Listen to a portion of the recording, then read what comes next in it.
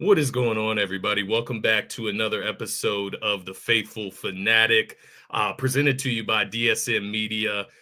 We are your two hosts. You can see my host over to the left of me on the screen. That's going to be Dylan Davis. You can find him at DylanJD98 on X. You can find myself at Scotty Drowned. Yes, sir, D-Rab. It is 420. Go Birds. That's got to be some good luck going around here. But welcome back to another episode of the Faithful Fanatic, guys. We are here on a fine Friday. We're going to get into the Commanders and the Eagles, the Commanders and the Birds this weekend, the NFC Championship showdown that is taking place in Philly this weekend. We're going to get into just the basic level of the matchup because we're going to get into the fine details on Sunday right ahead of the game. But with all that being said, happy Friday, guys. Welcome to the show. And Dylan, my man, I know you're feeling a little under the weather today, but I appreciate you chugging through. You're like Cam Jurgens today, man. You're just going to make it happen. So welcome back, brother. Yes, sir. We got Scotty doing the intro today because I did not want to start hacking up a lung or something. But sounds like he smoked cigarettes. We're trying to rest up until Sunday, brother, and then it's time to go to war. It's game day. I've been sitting patiently, right? Because I think before the Green Bay game, before the LA game, we did our Monday recap show, and then we did a Wednesday show, and then we kind of waited the next couple of days and got into a pregame. This week we did things a little differently, obviously, with how I've been feeling in this particular matchup. I've been letting things just sit, and I've been on social media, and there's just a lot of bulletin board material being posted all across, different airwaves, ESPN, Fox, that other fan base, just people that aren't fans of either team. And it's funny how we're kind of starting to watch the beginning of the same movie again. So I can't wait to talk about this matchup. Like you said, we're going to talk about like our keys and our predictions and stuff on Sunday. We try to save most of the good stuff and the detailed stuff for the pregame show. But there is a lot to look back on the two games that we've played Washington this year, how we can do some similar things, how we can do some things differently, what went wrong, what went well in those two games, and how to take it into this matchup, in which, by the way, the Philadelphia Eagles are 6-point home favorites to head to the Super Bowl this Sunday. People don't seem to understand that, but that's the bottom line. The Sixers, the Eagles are 6-point favorites on Sunday, man. Little slip there. We are not mentioning that forsaken team on this show this week, just because of all that's going on, right? Shout out to Dan Orlovsky. He felt my wrath today on X, man. He's one of the guys. He's one of those guys that Dylan is talking about, bulletin board material, whatever you want to call it. Disrespect, whatever you want to call it. When all we've been saying, man, it feels like most of this season, we've given the Lions credit where it's due in the NFC. But we've known this team as a juggernaut all season, man. The writing's been on the wall all season with this Philadelphia Eagles team. Yeah. And now it's like Dan Orlovsky wants to flip the script and say that it's this colossal failure when you didn't even have us getting to the NFC Championship. Correct. So that's the type of shit that you're talking about when you mention like just letting stuff build up. Obviously we see it, but the players on this team see it as well, man. And I just want to know like where that same tone is, where that like same talk and temperature is with some of these other teams. Like we've talked about Jalen at nauseum, and we've talked about these other quarterbacks that are turning the football over, that are losing games in the postseason, and they're not being discussed like Jalen. Well, now you take it to a team landscape. Like, it would be a very big failure for the Eagles to lose outright at home to a 6 seed and a rookie quarterback with a much less talented roster this Sunday. But I haven't seen a clip of anybody, specifically Mr. Dan Orlovsky, talking about his former team in the Detroit Lions, who were the number 1 seed coming off a bye at home against the same 6 seed the Eagles are about to play, in which Jared Goff turned the ball over 3 times. I did not hear a peep how that number 1 seed had a colossal failure of a season or an end to a season. Yeah. He said that Sam Darnold wasn't in the top 4 reasons as to why the Minnesota Vikings got their ass beat to the Rams in the wild card round after their spectacular regular season. When I say bulletin board material, it's not necessarily people questioning the Eagles to a too far or too extensive degree. It's you're not talking about other teams that are coming up short, and you're just posturing up and elevating these other teams that we keep running through. When I said to start the show, man, and we kind of get into it, like, this is the same movie. You can keep talking all you want. You're going to find out when that shit gets lined up. Shout out to Martian Lynch at 3 p.m. on Sunday afternoon. You're going to find out that this is the same movie, because you told me going into the Green Bay game how scary that team was, and that the Eagles are on upset alert. We can pull up the graphics from ESPN and this pregame show and that show of 3 or 4 people picking Green Bay, 1 person picking the Eagles. Ran through them. In come the Rams. They're the hottest team. No one wants to see Stafford. No one wants to see McVay. Runs through them. Now, here we are again with a Washington Commanders team that, if I'm being honest with you, might just be the least scary of all 3 teams we're talking about the Eagles having to play right now. Jaden Daniels is on another level right now. Jaden Daniels is playing the best quarterback outside of probably Josh Allen. And obviously, with Josh's numbers last week, Jaden Daniels is playing spectacular football in this postseason run. Jaden Daniels is much scarier than Jordan Love, and he's going to be much scarier, obviously, with no snow, that Matthew Stafford and that offense was. Okay? But we're talking about a Commanders team, man, that we would have been happy to see 2 weeks ago in the divisional round, in the wild card round, excuse me. That's the crazy And I'm supposed to be scared of them because they scored on the Detroit Lions defense in a fucking dome last week? That's what's supposed to strike fear into me this upcoming week? And Get out of here. You know what really just doesn't add up with this whole conversation? The Washington Commanders have the 30th ranked run defense. NFL. Yes. It's all about how the Eagles are supposed to do this, or how the Eagles need to do this better. How are the Washington Commanders stopping the best rushing attack and the best running back in the National Football League? How are they stopping Saquon Barkley on Sunday? That should be the fucking point of context. I'll tell you what everybody and all the Commanders fans are counting on. It's exactly what that defensive coordinator on that Commanders team said. Congratulations. We're going to hit him like a running back. AKA, you're not hitting him like a running back. You're going to hit him late, like you did in the last game where you knocked him out after he was already down, and you drove your helmet into the ground. Correct. That's and also, by the way, this offense. By the way, one of the dumbest ththings you could say, because now you just put a humongous target on your mobile young quarterback's back. Absolutely. That's exactly what you do. No one, we're not over here saying that the Eagles need to go and cheap shot Jaden Daniels on Sunday. When you come out and you make that comment about our mobile quarterback, things are going to get physical in this ballgame. They've gotten physical in the previous 2, and it was just a very dumb thing to say. I'm glad you brought that up, man, because obviously Sunday, that's something we'll talk about when it comes to a key. Yeah. They have no answer to Saquon Barkley. And I guess this is kind of where we can transition into reflecting back on those first 2 games, right? Because what I thought you were going to say, besides the DC's point of hitting Jalen hard, is, Commanders fans and people talking about how they kind of stifled Saquon Barkley in the second half of that second matchup. Who was playing quarterback, Scotty? Was that Kenny Pickett? That was Kenny Pickett, right? That was Kenny Pickett, right? Yeah, man. And now they're trying to say, well, Jalen's hobbled, so Jalen's mobility isn't going to, is going to be similar to no. They're not going to be able to do that.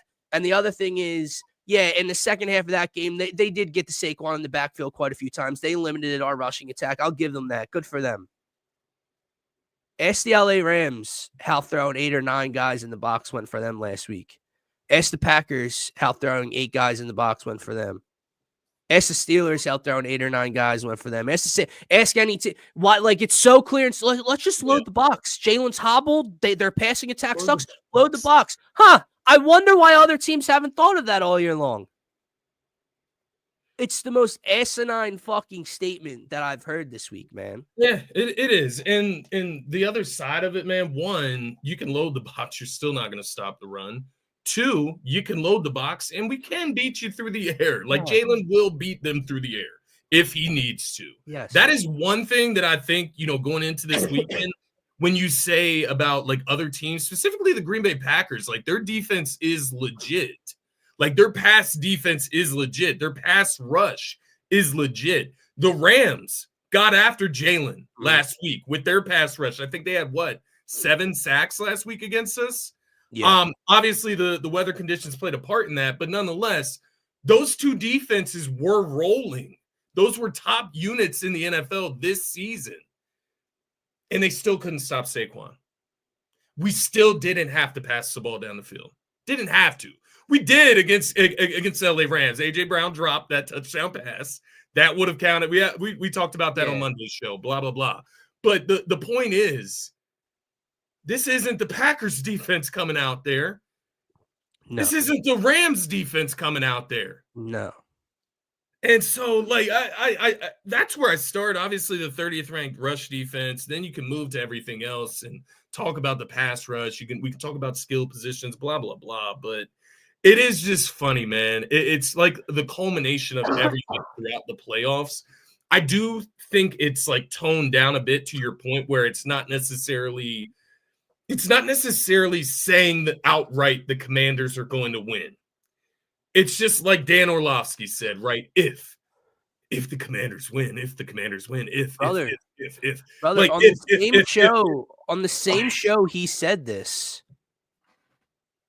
3 or 4 of their analysts this morning picked the Commanders to win the game outright. Only one picked the Eagles, and we're doing it again. But then you're telling me, another analyst is telling me it's a colossal failure. What is it? Are they supposed to win or are they not? Because when you're not just, it's the NFC Championship. You're not just going out. This isn't like the Fox, sports network where they keep tallies of their wins and losses and have a point system. And, I need to catch up, so let me do an underdog that no one else is doing. No, It's a bunch of you actually picking this team to win outright. And that's the part that keeps pissing me off, because here's what I know. Here are the facts. There are no hypotheticals. It is the same thing as Green Bay. It is the same thing as LA. There's reasons. There is a very strong reason why I am not all that nervous for Sunday. I'm nervous because it's the NFC Championship game. It's just it's winner go home, trip to the Super Bowl online. I don't care if we were playing the Las Vegas Raiders on Sunday afternoon. You're nervous for that game, right? But in terms of the competition, here's what I know. We lined that shit up twice this year. Twice. 26-10 with 30 seconds left in the first matchup at the Link on Thursday Night Football until they score a garbage time touchdown to make it 26-18. Now, people look at that and go, it was a one-score game. No, it wasn't. Close. 26-10. After our offense struggled in the first half. Jaden Daniels had his worst or second worst start of his rookie season at the Link. 191 yards, 1 passing touchdown, 1 interception, sacked 3 times. The second time we played them in their house a few weeks ago. 14-0 lead. And the starting quarterback is knocked out of the football game. And their starting safety ejected for talking. Their tight end that's having a hell of a playoff run right now, not playing. All those factors. Kenny Pickett starting for you. And it took a Devontae Smith wide open third down drop for you guys to win with 6 seconds left by a handful of points. That's what it took. That's what we know in 120 minutes of us playing you guys this year. That is what we know. No, I am not fearful of the Washington fucking Commanders this week, man. But the Eagles had 5 turnovers in that second game, Dylan. Right. We turned them over 5 times. We should win that game. Like, again, context matters. If we turn you over, let me tell you something. We turn you over 5 times with Jalen Hurts starting at quarterback, you lose that game by 37. Yeah. Or you lose it by 37 if we turn you over 5 times in that football game. But you'll hear you were able to hang around because Kenny Pickett couldn't pick up first downs. is the 5 turnovers. We still beat you when you had 5 turnovers is never a good thing for an offense. Like, let's be for real here. That's never good for an offense, man. That's dumb. Doesn't make sense. And that's where I am with all of the logic that everybody's trying to throw around, or the lack of logic that everybody's trying to throw around as to why the Commanders are going to beat the Eagles. You mentioned Jaden Daniels having one of his worst games of the season in Philly against that defense. Is that not a big-ass difference from the first 2 teams that the Washington Commanders played this postseason? Right. Defense. Like I think that is the problem here. I think that people are still viewing the Eagles in this like 2022 telescope of like, this is the Eagles. They have stacked offensive weapons. They have a good defense like that has put up stats all year, but when they get to the big moment, they're going to collapse, right? The Vic Fangio philosophy. This is not the same defense. This is not a defense that is completely reliant on sacks or quarterback pressures. This is a defense that is hoisting one of, if not the best secondary in the NFL. Yeah. And I think that's something that gets completely thrown under the table. Nobody talks about this secondary enough when you look at this Philadelphia Eagles team. Look at the way Darius Slay played last week. Quinyon Mitchell got injured on the first drive, brother. The first drive. And I mean, the Rams were making some crazy ass catches out there. Yeah. So, like, kudos to them. By the way, Stafford did have some numbers, but and like, shout out. Shout out. I know, like, we're talking about the Rams or the Commanders, and the Rams are in our rear view, but shout out to Tyrone Johnson for saying that Chris Sims said had the dumbest statement in the history of words, because he basically took a page out of Micah Parsons' book and basically said that if you take away the 3 big touchdown runs and the 2 fumbles, the Rams outplayed the Eagles in every other area of the game. So they should have won the football game. Which, yeah, like if you take away 3 touchdowns and 2 turnovers, yeah, you might have a case, bud. It's just people keep doing it, Scotty. They just keep. I don't know what it is that makes them want to keep picking against this team. And I think that's the other part of where I'm at. Like, to go back to Martian's point, like, yeah, man, like, I know we got to wait 2.5 more days almost 72 hours before we get there. And it sucks. So we have to talk about it right now. But aside from what has happened in the past, the 2 matchups that we have, Scotty, it's very, very simple to me in another aspect. The Philadelphia Eagles are better than the Washington Commanders in every facet of a roster. Every single one. You want to argue quarterback, go argue quarterback. I'm arguing with a wall at that point. I'm not going to get into it. You want to talk about talent and how they're playing right now? Jaden Daniels is outplaying Jalen Hurts right now. You want to talk about who you can rely on in an NFC Championship game? That's going to be shown on Sunday afternoon, okay? Okay, there we go. Now go everywhere else. Go every other position. It's Eagles, Eagles, Eagles, Eagles, Eagles, Eagles, Eagles, Eagles, Eagles. There's 2 corners in their secondary, as you were just alluding to, that are up for Defensive Rookie of the Year. Their linebacker that they signed to a 1-year cheap deal is up for Defensive Player of the Year. Their defensive coordinator is up for Coordinator of the Year. Their running back is up for MVP and Offensive Player of the Year. They have first-team All-Pros. They have numerous. They are a loaded roster. And the difference is, man, I'm glad you brought up the defense, because I saw a Commanders fan say, or actually it was the clip that was on Barstool. It's Fred Smoot, whoever it was. I quote tweeted it. Dude basically told an Eagles fan, like, we let you guys off the hook the first time in Philadelphia this year. Whatever that means. He went on to say, yeah, but like this roster thing, everyone had, the Eagles are better everywhere. That's what you could say about Detroit. That's not true. That's not true. Offensively, yeah. Defensively, with all those injuries that Detroit had going on, you can't pick Detroit in all those categories against Washington's categories. But you do that with Philadelphia. So, end of the day, like, Dan Orlovsky is right when it comes to one thing. it will be a colossal failure. He is right. He is right. That's a great point. He's just inconsistent. Yes. That's the problem. Yes, you shouldn't be the one telling me it's a colossal failure because you keep flip-flopping. Exactly. I can say it's a colossal failure because the expectations are, let's go win a fucking Super Bowl. You're 6-point favorites at home this week. We set these expectations from the fucking jump.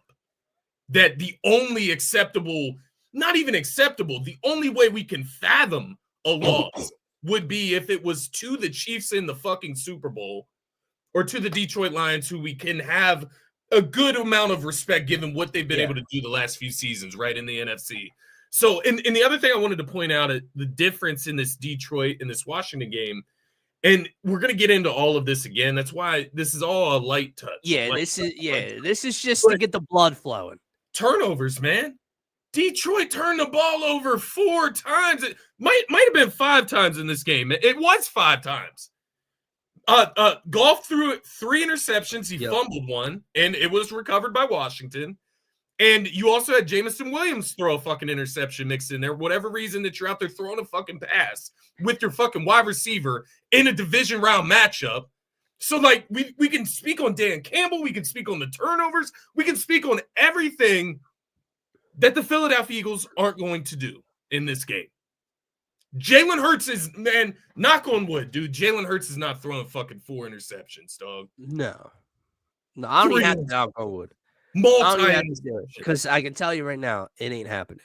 And that's going to be the difference. In both games that are played on Sunday, I think it's the first time, I saw a tweet earlier, it's the first time since whenever, or maybe in the history of the game, that come conference championship Sunday, all 4 teams have not turned the ball over in their play, and so far leading up to these matchups in the postseason. Yeah.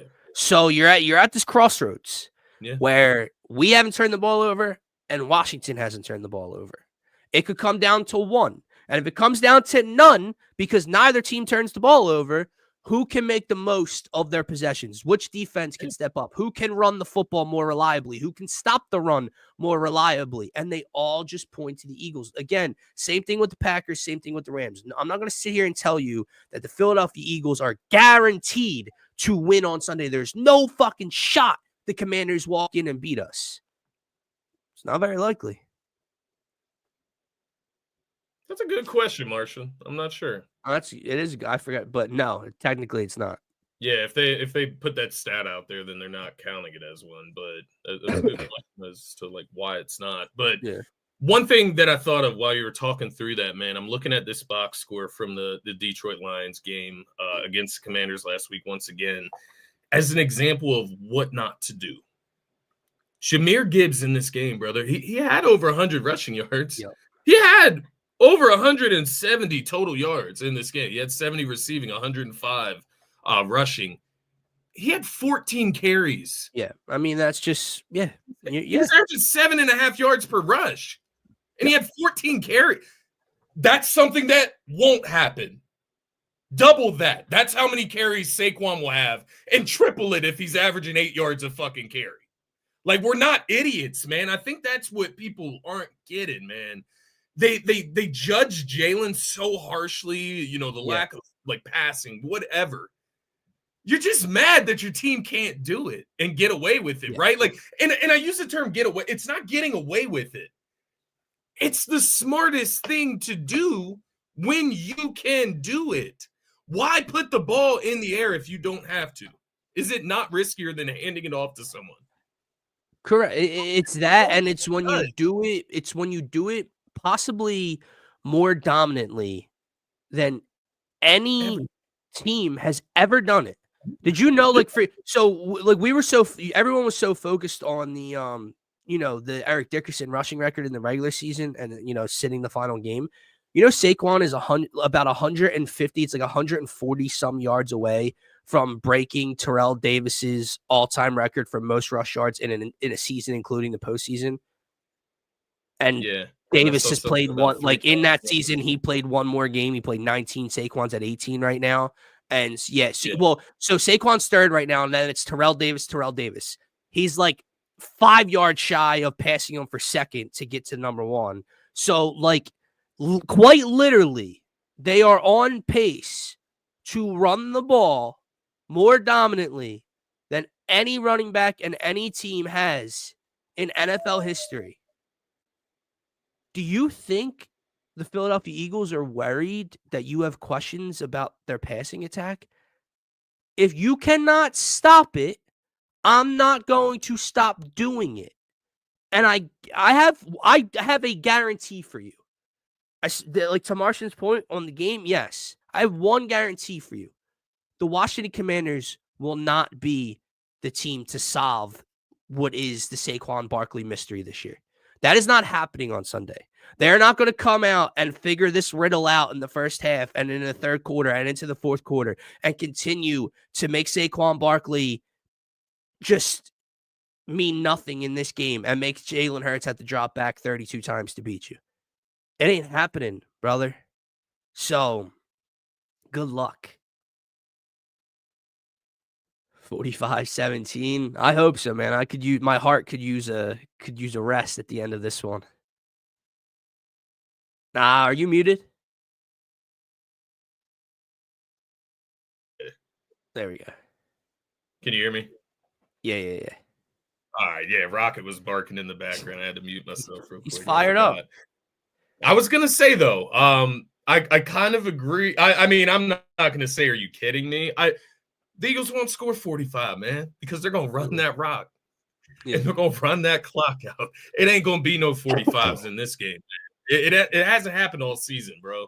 Like, I do feel E-Money. I do think the Birds are gonna come out here. I think they're gonna cover the spread. I'll give away my secret for Sunday, I guess.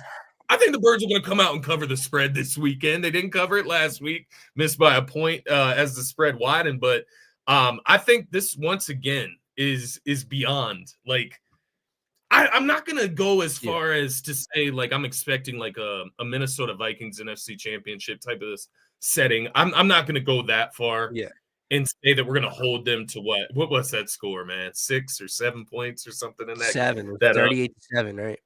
38-7. Yeah, it isn't going to be that bad. No. But it's going to be a statement performance. Similar. Yeah. It's not going to be holding them to 7 points. So. It's more than that. I do think it is going to be a statement caliber victory here, man, just with everything. I think last week would have been the statement caliber victory. People wanted to say we only won the game because of snow. I think it was only close because it was snow, but that's just my yes. Dude, but this is my point about the logic, man. Like, who is telling you, what is making you believe that that the Rams would, like, we played without the snow in a dome already. It didn't work out that way. And I will say this to rock out real quick. Well, to both of the comments, actually. He hasn't been contained this year, really. And to the first one, to this comment, look, I'm not saying it won't come down to the wire. I'm sure it will, because it's just how we do things, and my heart will explode by the time the clock hits 0. And hopefully we're headed to a Super Bowl. But what I know this year, with Jalen Hurts on the field, the Eagles have outscored the Commanders. Let me do this quick math here. It was 26, so 33-18. And then they were on the 12-yard line when he got knocked out before Pickett threw a touchdown to make it 14-0. So with Jalen Hurts, it's 33 or 40-18 versus the Washington Commanders. That's what I know when this team is healthy. So I'm not saying it won't be close, but we'll see. What does let me ask this question to rock out. What does containing Saquon look like? Like, is containing Saquon like 115 rushing yards? Like maybe he doesn't play 200 this week? Right. Like, is that it? Like, what is a containing game? I'm curious. Yeah. Like, no touchdowns, maybe 150 rushing yards. That's it. Yeah, which would, like, break the record for Terrell Davis's all season. Yeah. But I see Brian's comment. Yeah. It's interesting, man. He's here. But Brian provides. He is part. I'll give Brian some credit here. He's part of the fuel that Jalen Hurts ingests. Well, the only thing I was going to say to Brian's comment is, like, we weren't even talking about Jalen Hurts. No, not at all. So, like, I don't know how I was talking about Jalen Hurts like he's him. I was talking about Saquon Barkley. He's him. I know that for a fact. Rock out Right, 130, right. Which to the standards, you're not wrong, but that's Yeah. not containing a running back in the National Football League. If that's the definition of containing a guy, then no one is stopping this offense and this team. That's what I'm saying. Yeah, Martian, thank you. Martian's bringing like the clear head mindset today. I respect it. I respect it.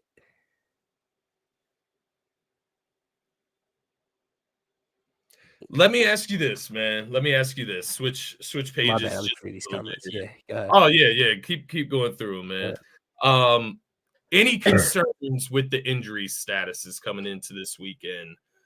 Cam Jurgens obviously is the bigger one, and then you have Dallas Goedert, who's questionable, probably going to play. But I mean, yesterday and then obviously this morning, it was kind of like, like what's going to happen? The fact that we like let today play out before we went live here. Goddard practiced, told reporters he's playing, he's good to go. Obviously, we know Jalen and Quinyon were the ones from last week. They're playing, they're good to go. And then Jurgens limited today, had his helmet with him at practice. The vibe apparently from reporters in the locker room is that they're acting like the guys are acting like Cam is going on Sunday, which I would imagine he's going, brother. Like it would have to be something injury at season ending, months off for him not to suit up and play on Sunday afternoon. So no, that's it. Cam Jurgens is a guy that we have not talked about, like probably not even enough on this show. The replacement job that he's done for Jason Kelce, and like to that point, how big of a game this is for Cam Jurgens' career personally. To get us over that hump in his first season, right? Starting for a full year, he gets us over that. And obviously, it's the whole team, but he gets over that hump, and we get to a Super Bowl with Cam Jurgens at center after we just retired our Hall of Fame center. That we went. It's just a story, and my point is there's a lot on the line in this game, too much on the line for Cam Jurgens to not take that same perk that Jalen Hurts took last Sunday and get his ass out there on the football field, man. So yeah, I do. Did you read that story, by the way? That like article clipping that came out? I did not. What? It was like anonymous. Like it didn't say who the player was, but there was this report that in one of the games last Sunday, they didn't even specify which one. One of the players was like so high. Like it got him through the game, but he couldn't drive himself home. And reportedly, it was Jalen. Like after the knee injury, they pumped him full of so much shit. He was high as a kite and couldn't drive himself home. He was able to finish the game. So like it didn't say Jalen Hurts. It wasn't, but it was like it was kind of alluded to that. But yeah, that's fucking wild. I mean, the way he was talking, he was showing like the most personality that you might ever see. From Jalen Hurts. Yeah, he was on them perk 30s. Bro, but like here's the other thing, right? Like you got Cam replacing Kelce, which is so huge to the season, like you were talking about. But we lost another future Hall of Fame middle of a line guy in Fletcher Cox this past year to retirement. Yeah. And even a more dominant player than Cam Jurgens is as a center is on that side of the football for this team. Like, that's how fucking good and dominant Jalen Carter is. Yeah. So, here's what I'll say. I know, like, we're off the track of this Washington game, but, like, I had kind of run through all of, like, the awards, the nominees that we have awards up for. The fact that Nick Sirianni is not up for Coach of the Year again, like, nominated, is ridiculous. Like, Dan Campbell's on there. Andy Reid's on there. Like, so basically, you're just putting guys that win, right? Like, they win a lot of games. No one has won more than Nick Sirianni over the last 4 years. So if that's the criteria, like you can't put Andy Reid up there and then tell me it has anything to do but winning. Okay? And then the fact that Hallie Roseman is not nominated for really? No, bro. Oh, incredible, man. I mean, dude. What are we doing? I mean, he should be up for like GM of the decade or some shit. Like I'm kidding. Obviously, the Chiefs, they're winning multiple Super Bowls. Scotty, like, bro. you look at his last I drafts, know I'm getting very hypothetical here. Trades. I know I'm getting very hypothetical here. We got to win 2 more to get to that goal. But if they go on to win the Super Bowl, is it not the greatest GM year maybe in the history of sports, all things combined? Brother, like from Zach Bond being a defensive player of the year, drafting Quinyon and trading up for Cooper, bringing back CJ Gardner-Johnson, Saquon, Mekhi Becton. Yeah. He extended everybody that he had to extend. There's guys already here in terms of Jalen Carter and Nolan Smith and Cam Jurgens and Landon Dickerson and Jordan Mailata because of him already. Like Nakobe Dean before the injury. Like, is it not the greatest offseason that you can think of? Because, yeah, there's a lot of the core that's here from that 2022 team, obviously, but there's a lot of new faces, brother, that if they get over this hump, you can point to. He caught a touchdown. I mean, he caught a touchdown in the playoffs, brother. He's got more tutties than AJ this postseason. I mean, I can't recall Quez Watkins catching touchdowns in the postseason as wide receiver 3. I remember him dropping touchdowns as wide receiver 3 in the postseason. Oh man, who are the finalists? I'm curious. Do you know the GMs? I don't know. I just know he didn't make the list. I'm trying to think in my head, like, who could it be? I mean, what, Washington? I bet they're up there. I bet their GM's up there. For what? For drafting Jaden Daniels? Like, I bet you, though. I bet you. And I think they brought in did they bring in Bobby Wagner this offseason? I know. I'm not saying it's better than Austin Eckler. I mean, come on, bro. Olamide Zaccheaus. Jesus Christ. Zach Ertz. All right, like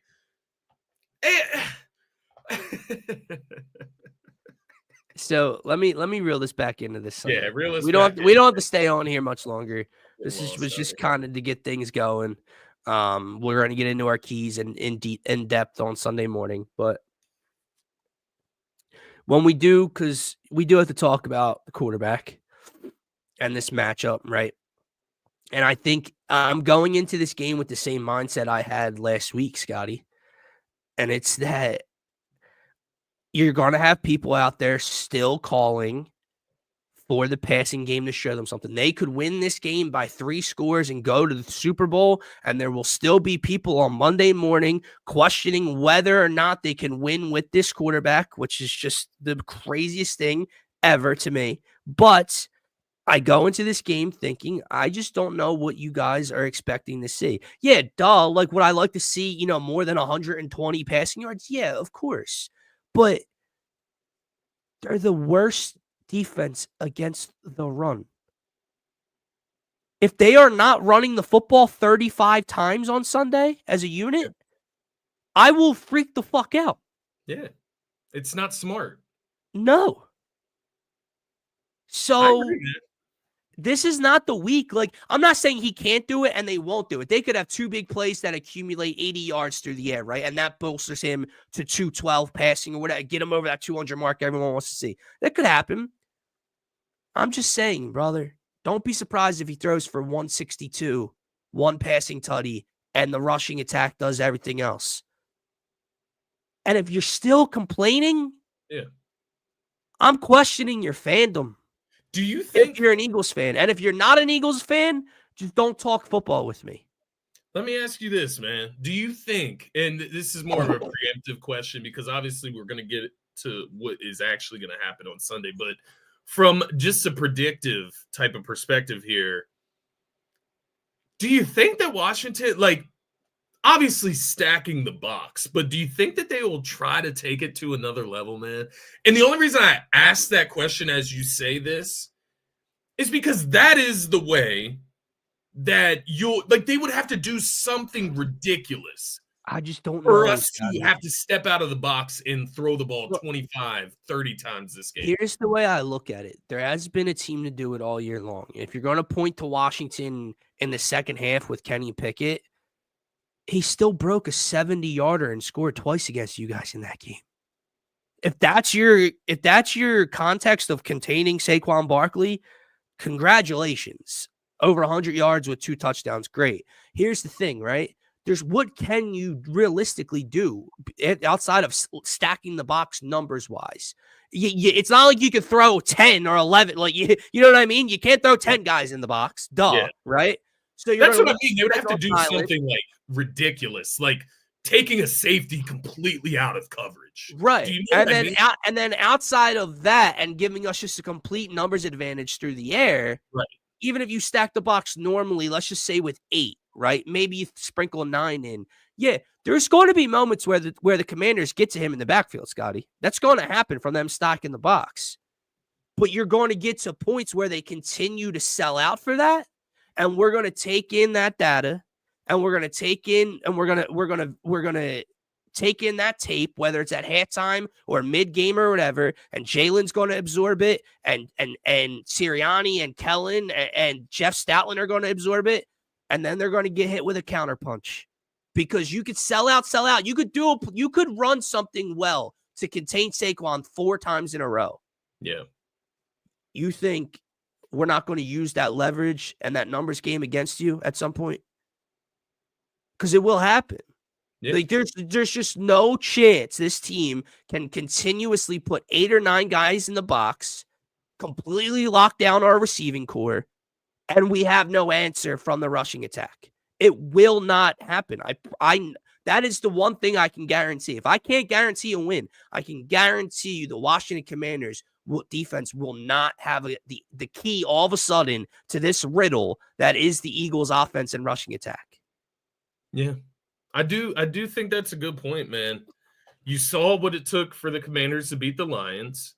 45 points in Detroit. I believe they had to score a defensive touchdown in that game as well.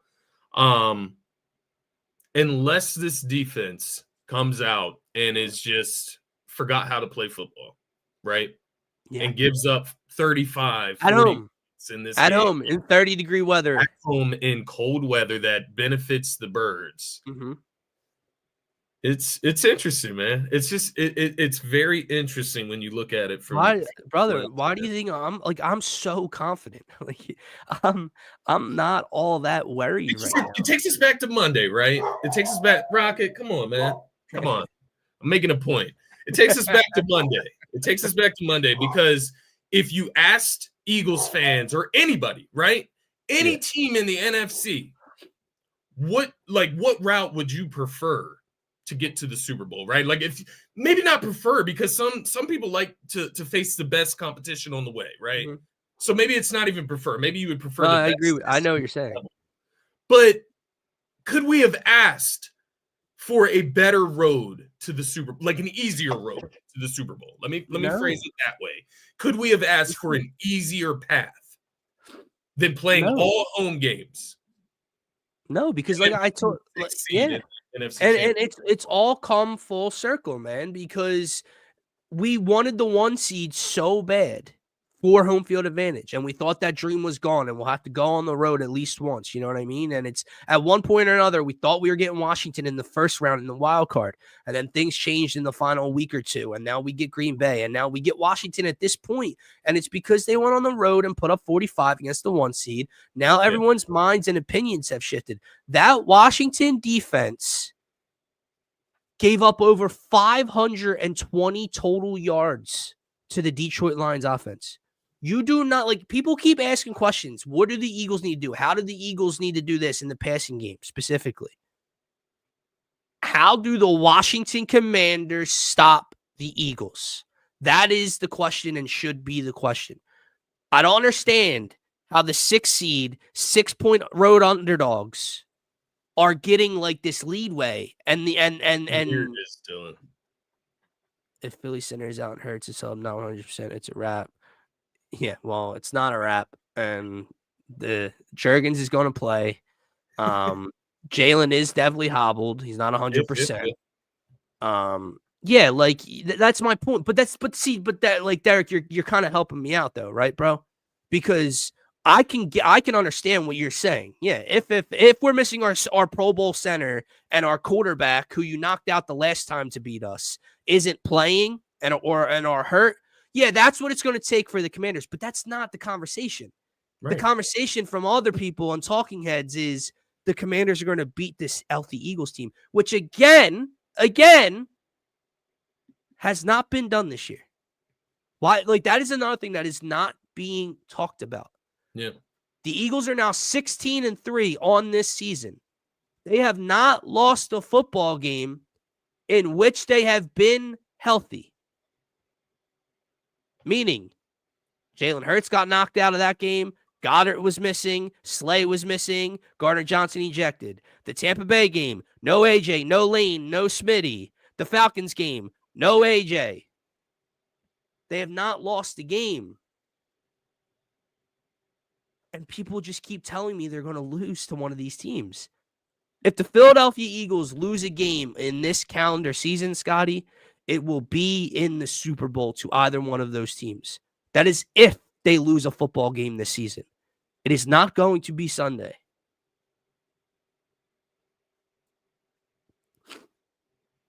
As he should. Flowers. No, I agree, man. I agree.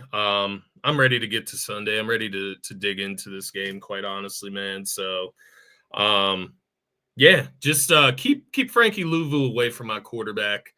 And I think it's funny you mentioned. I guess I'll close with this. This will be my closing statement, man. Like you said earlier, don't just let these guys come out and do whatever they want to Jalen on this football field. And on the other side, I'm talking to the guys like Jalen Carter. You know, last week we had our guys getting called dirty players for whatever reason in the chat and all that, right? Going into that Rams game. Well, it's okay to get a little dirty in this game, man. Like you said, no penalties, no flags, no obviously late or dirty shit, nothing like that. Yeah. But you saw the way Jalen Carter lifted Matthew Stafford. 30's a fine line. It's upping the physicality. It's upping the physicality is what it is. Instead of lifting Stafford off his feet and then putting him gently back on the ground, maybe next time you just you drop Daniels on his head. Maybe maybe that's how it works this time. But no, it's going to be a physical game, man. I can't wait for this team, this Philadelphia Eagles team that has been dropping the hammer every single game this season, to your point, when they're healthy. Quiz after quiz after quiz, test after test after test. They have passed all year long. They continue to do it, even with all these critics and naysayers and people that keep picking against them, and that's fine. You're somehow giving the favored and more talented team material to use. I don't know that I've ever seen this before. You're giving the far superior team bulletin board material all week long. That's unbelievable. And then just this discourse throughout the week, man, because they are a division rival, so I do see them and interact, throughout the year as well. It's not like a team we never play, where I just find out something about their fan base now. But seeing their fan base on Twitter, man, it is it's why it makes you feel delusional when we do things like this, man, because I was reading this thread of Eagles fans and Commanders fans arguing about Frankie Louvu being dirty, and Eagles fans posted the video of him headhunting Goff, of him headhunting I forget, it was something else, right? It was bad, and it wasn't even the Jalen one on the ground, it was something else. Yeah. And Commanders fans were commenting that's just a tackle. What are you talking? And I'm like, look, it could be a troll. You could be trolling. I don't know. You're just typing words behind a screen. I don't know your expression, right? But if you are watching the same clip I'm watching, and you genuinely believe that that's a tackle, right? Then what are we doing? And now they dressed up the Rocky statue. First of all, the weirdest dressing of the Rocky statue ever, because normally you do that with your chest pumped out a little bit. Oddly enough, Vikings fans have had the balls to do it. 49ers fans, Cowboys fans, Giants fans. They go as a group. They take pictures. They take videos. They're all dressing it up. Someone dressed it up in the dark. Yeah. And it took an Eagles fan finding it and took it. There was no celebration. They like cowardly like went and dressed it up and then tucked away into the night. And then like they're talking about taking over the lane. Motherfuckers, you don't even take over your own stadium. That dingy shithole. You don't even sell more tickets than us when we play in DC. Oh my God. But you're going to come here and take over tickets, and you're going to take over the link. You know what? That you're going to host. Oh, God. You know what the Commanders fans online were saying? Like, to the point of Frankie Louvu being dirty. I saw one say, like, isn't Brian Dawkins the face of your franchise? And I just thought, man, like, these kids. Oh, that's the other thing, man. Like, that's social media and, like, Twitter and, like, TikTok and shit has, like, really distorted for me, and, like, where I've had to, like, take back and, like, think about who I'm arguing with. Well, sometimes that's why, like, sometimes we get comments from unknown, like, people, and I, like, take back and I'll try to, like, read the text a little more carefully because I'm like, I may be cursing at, like, a 12-year-old here that, like, dude, I saw a clip. It's like, it was like this Eagles TikTok account, like, tell me you're old without telling me you're old. Drop random Eagles players' names into the chat. They said Zach Ertz, Alshon Jeffrey, Nelson Aguilar. Alshon's full name. They said, they said, I forget his first name, something Jeffrey. Nelson Aguilar was like the big winner, and I'm like, oh my God, you're like 11. Yeah, we're getting old, man. And it's like, holy shit. So yeah, if you are under the age of like 18, please, like, I'm not saying don't watch, but don't comment because I don't know your age, and you're gonna say something that you might not even know is stupid to me. But I'm going to say things back, and yeah. Hey, Martian, I had the LJ Smith jersey for whatever fucking reason. LJ Smith, the tight end, man. I think he was number 82. 82. Yep. I had I know we talked about Michael Lewis before, but I had a Michael Lewis jersey. 31, right? 32, wasn't he? 32, yeah, 32. You had Chad Lewis. Chad Lewis was a dog. Yeah. Remember Carell Buckholder? Stuart Bradley. I think I have a Stuart Bradley jersey, like right over Stuart Bradley is that in like the late 2000s, early 2010s? Is that when swear he was during that time where we wore those like yellow and baby blue. Oh yeah, he definitely wore them.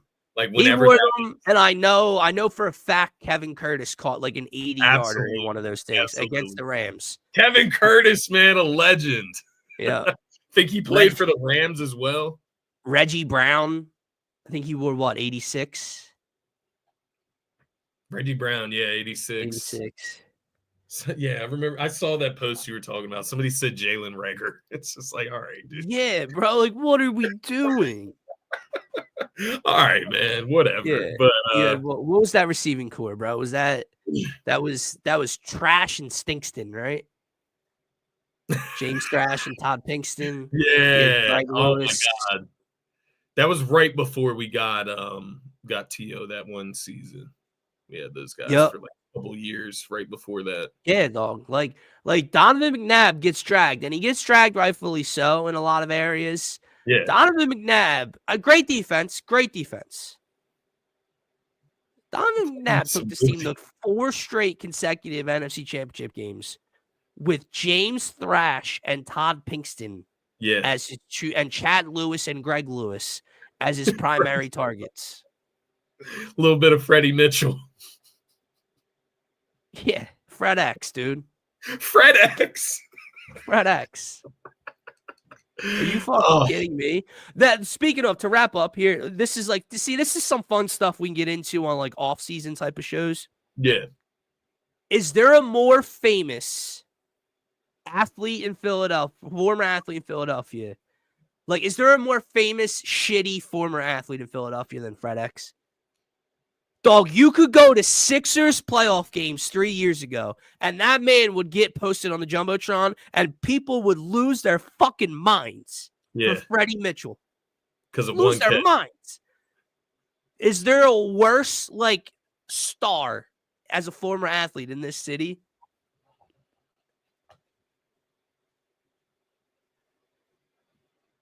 I don't know, bro. I don't think like not with the notoriety, right? Like, because like I'm trying to think who was the name that just came to my mind. I was thinking like Jalen Mills. Like, do you know what I mean? But Jalen Mills wasn't a star. Like, he wasn't. I don't know. Freddie Mitchell wasn't a star. Nah, but like the way I'm looking at it is like if they came back to Philly today, would they get the response that Fred X gets from the crowd from an arena? Right. I don't know if the Green Goblin's getting that. No. But to the Green Goblin has a ring. It's even more fair, right? Yeah, Fred X ain't got no ring. Yeah, Nick Foles coming back this weekend, by the way. He's doing he's like the honorary captain or whatever for this Sunday. So yeah, can you say it's a wrap? It's a wrap. It's only right. The guy that butt raped the Minnesota Vikings in the NFC Championship a few years ago, man. Yeah, we're gonna be locked and loaded. But yeah, I saw that post. Like 21% of the tickets are to the Commanders fans coming in. Oh, I quote tweeted. It is. I'm being serious. That might be the worst account on Twitter. Was that the MLF? ML football. It has over 320,000 followers on this page, and this is the shit like that they put out. And I don't know where they get their shit from, but here's the tweet essentially. Breaking, by the way, breaking news, everybody. The link will be filled with hashtag Commanders fans for the NFC Championship game. 21% of purchases have come from the state of Maryland and Virginia on @TickPick. Sunday will be crazy in Philly. We have never seen a fan base travel into Philly like this. So hold on, just a few things to put out there. A, to Scotty's point, I know we've talked about this before. There are a lot of Eagles fans in the state of Maryland and Virginia. So that's not all just Commanders fans ordering them. I also think this is getting overlooked in the tweet, Scotty. It says 21% of purchases on TickPick have come from that state. Not 21% of purchases across the board. 21% on TickPick have come from Maryland and Virginia. Oh, boy. Watch out. We're getting taken over, Dylan. Watch out, man.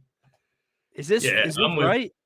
I'm with Drunkle and Broad, man. Get me to Sunday. But yeah, Martian, this is what we're talking about, man. I actually have the numbers now. These numbers are they're different at this point because they were from yesterday, I believe. Yeah. But give me 1 second here. I actually have the numbers for who all the money was put on so far. Oh, wait. Do you guys want to watch the new hype video before we get out of here? Yeah, definitely. I just went on Twitter and the Eagles dropped a hype video 15 minutes ago. Let me just give you these numbers. Yeah, you're good. Washington money line. 61% is on Washington. So they got 61% is put on Washington to win, actually. To cover 69%, and this is from Action Network. And it was from yesterday, so the numbers could have changed by now, obviously. And then for the Buffalo Kansas City game, man, 79% are on Buffalo for that game, which I thought was even fucking crazier. You know what I love about it too is I'm on the complete opposite ends of both of those. So I'm glad to be on the same side as the books this weekend. Not only as dude, the people picking the Commanders outright is hilarious. But then while the public's on one road underdog, you're also going on the other road. So what? Both home teams are going to lose outright this Sunday is what the public thinks, and we're going to get a Bills Commanders Super Bowl, which I've seen a lot of posts, and it's just from haters or teams people that don't have a team left anymore. They're like, the Super Bowl America wants, and it's Josh Allen and Jaden Daniels. That's like a bad Monday Night Football game in my mind. Not literally, obviously the way the season's played out, Washington's good. But if you put Washington and Buffalo on the schedule, throughout the regular season, I'm like, it's fine. That's the Super Bowl America wants to see. Okay. Okay. Right. It's like you said, it's the haterade for obviously the Chiefs who have won consistently. Everybody just hates Philly. So If I'm being honest, I want us in Buffalo. Bills Mafia and us in New Orleans would be absolutely absurd. But yeah, let's watch this as we get out of here. I'm gonna share this. We haven't done this before, so I hope I'm allowed to do this. I don't see why I'm not allowed to, but I don't see why not. Yeah.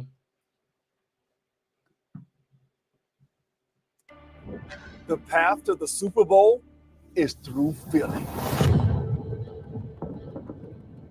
We clawed, we scratched, and we fought to get here.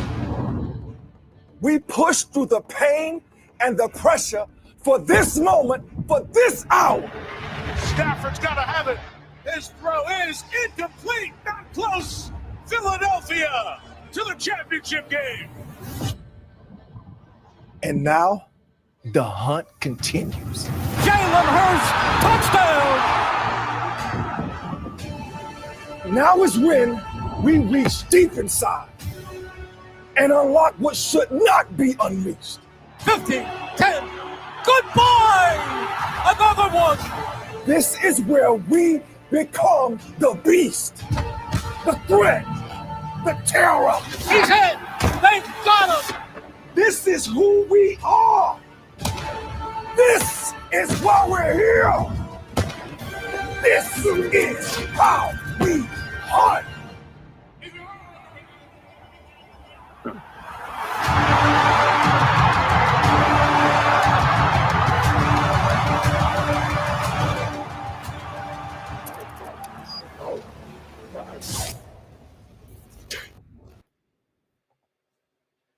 yeah, that'll do it.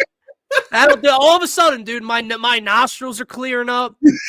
I'm good to go, bro. All you gotta do is bang yourself on the side of the head if you're running full speed, man. Oh man! All you gotta do is house one Sunday, dog. Oh my god! I just can't believe we get to host it. We get to like. It's man. I will say I'll tell you this, Dylan. I got some texts here. From a number, I apologize out there. Whoever texted me this, I don't have the number. Say, it feels like somebody I know. Oh, okay, my bad. It was Don from Drunk on Broad. He actually texted me this. Teams are 2-15 after playing the Lions this season. Or is it after? Yeah, after playing the Lions, and he mentioned that the Commanders are on a 4-game road, a 4-game streak of road games is what I wanted to say there. So they're going to be feeling a long way from home, but we're so fired up. We're getting the Eagles fans texts in. Yes, sir. Let's just make your phone number like the anytime hotline, like for the pod. Texting your thoughts of the game, and it's just Scotty's phone number. His phone's getting blown the fuck up during the Eagles game. If we could figure out some way to we really should, man. I think all you gotta do is create like a Google number for it. I think. Yeah. So maybe we could try to come up. That actually, you know what? So I'm gonna now. All right, I got 2 days. I got like a day and a half to figure this out. If I can get us a Google number to text or leave voicemails into, we want all the texts and all your guys' voicemails on Sunday. Before, during, and after that game, good, bad, indifferent, does not matter. Send them in, and we'll get to as many and play as many on the live streams next week and have some fun with it. So I'll figure that up. I'll figure that out, tonight and tomorrow if I can, and we'll get that out, posted. We'll put it on the YouTube. We'll put it on social media so you guys can know what to do. I'd love for Martian to just be live texting during the game, all his thoughts, and just go through. Just see the wave of emotions. That would be pretty awesome. Yeah. That would be pretty awesome. We need to set that up. We do. But all right, over an hour. Wasn't expecting it. But here we are. Like Scotty said, we will be live on Sunday morning on DSM pregame live for this NFC Championship preview, more in depth, keys to victory, predictions, best bets, all that stuff. So come join us, have some fun there. We crossed the 170 subscriber mark, guys, so we appreciate you. Thank you. We're still trying to get to our first 200 and then continue to grow from there. So if you are new to the channel, Cali Green, we appreciate you in the chat all day today. Hit that subscribe button on this YouTube channel. We'll be live again on Sunday. We'll be live Monday, whether it's a celebration, or it's a vigil. We'll see. It's going to be a celebration, Dylan. Sure is, brother. For myself, for Scotty, for Martian, for D-Rab, for Hunter, for Callie Green, go Birds. Have a great rest of your weekend, everybody. Talk to you Sunday. See you next time. Peace.